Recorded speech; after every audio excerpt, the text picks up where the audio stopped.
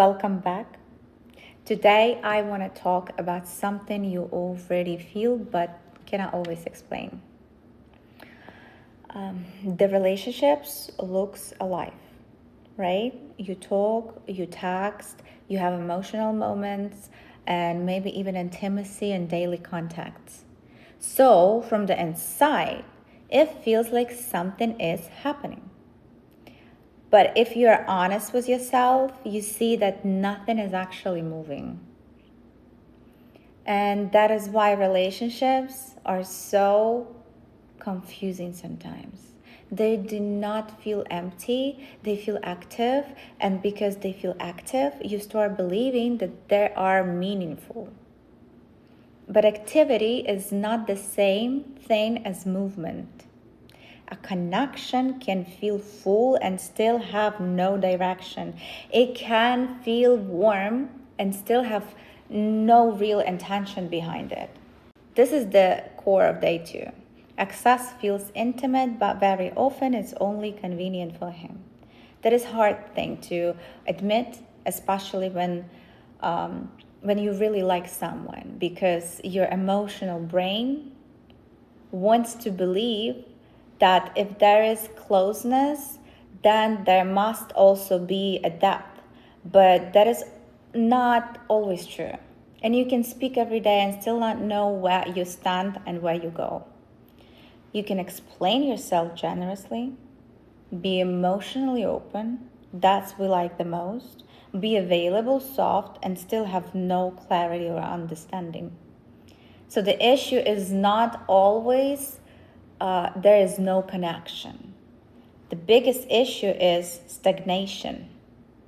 You stay busy in those relationships, right? But the structurally, nothing have changed. And this is why women start over participating without even noticing it.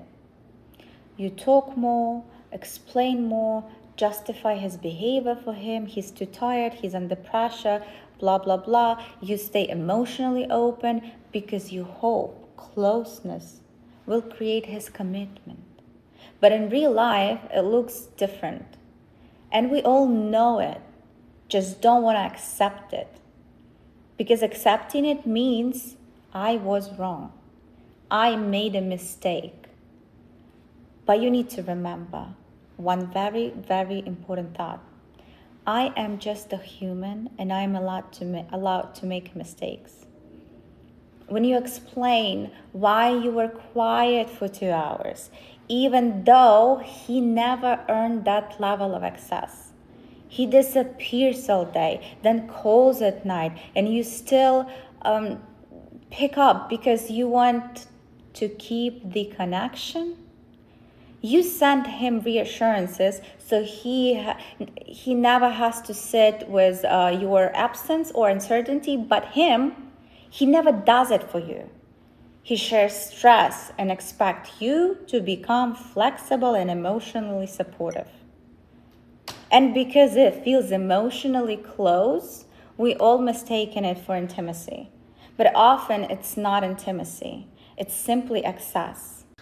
So let's define access clearly, because this is why most women get stuck into patriarchal thoughts.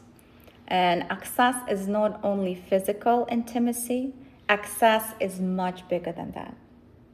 It is your time, attention, emotional energy, responsiveness, availability, openness, intimacy, loyalty. And once you see it that way, a lot of making sense finally. If a man already has easy access to you, to your warmth, to your attention, flexibility, and care, and your emotional presence, then there is very little pressure for him to clarify anything. And you think that I repeat myself, and you're right. My mom always said, repeat it 3 times and you won't forget it. So he can stay in a contact with you, feel connected to you, benefit from you, and still remain ambiguous, and because there is no pressure for him to move things forward. He's already comfortable.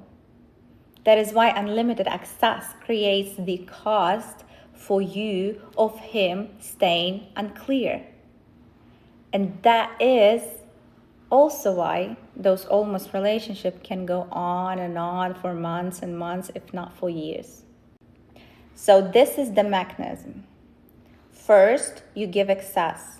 Fast replies, emotional openness, flexible plans, reassurances before commitment, and then curiosity drops.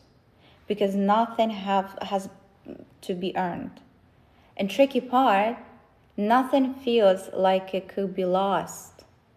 Then investments stop dropping too. Less initiative, less clarity, less forward movement. And the connection itself stays on, but undefined. And because you feel that shift, you panic a little and start to compensating it. This block is red because it's a trap box, which can keeps you in this endless loop forever. You start to give more to restart something that was never actually really there or moving at the first place. And this is the contradiction I really want you to see and to understand, that you cannot control man's choices. You can only control your participation and your availability and the terms of access. That is where your real power begins. And now I want you to dive into terms of power, because that phrase got misused all the time. First of all, soft power is not a manipulation. It's not acting mysterious, nor being silent as a trick, and definitely not pulling away to punish. Real soft power is always more calmer than that. It is self-possessioning without explanation. You don't give him access like he didn't earn it. But also, do not turn into a drama queen. It is a restraint without fear of losing him or being rejected. It is your standards, your boundaries, which you hold regardless of his behavior or pressure he creates upon you. It means being so internally grounded that you stop trying to manage the connection between you and start observing what is actually there. So, for example, instead of sending another long clarifying paragraph, you let the silence reveal his real intentions. Because instead of rushing to keep the energy warm, you allow his behavior to speak for itself. That is soft power.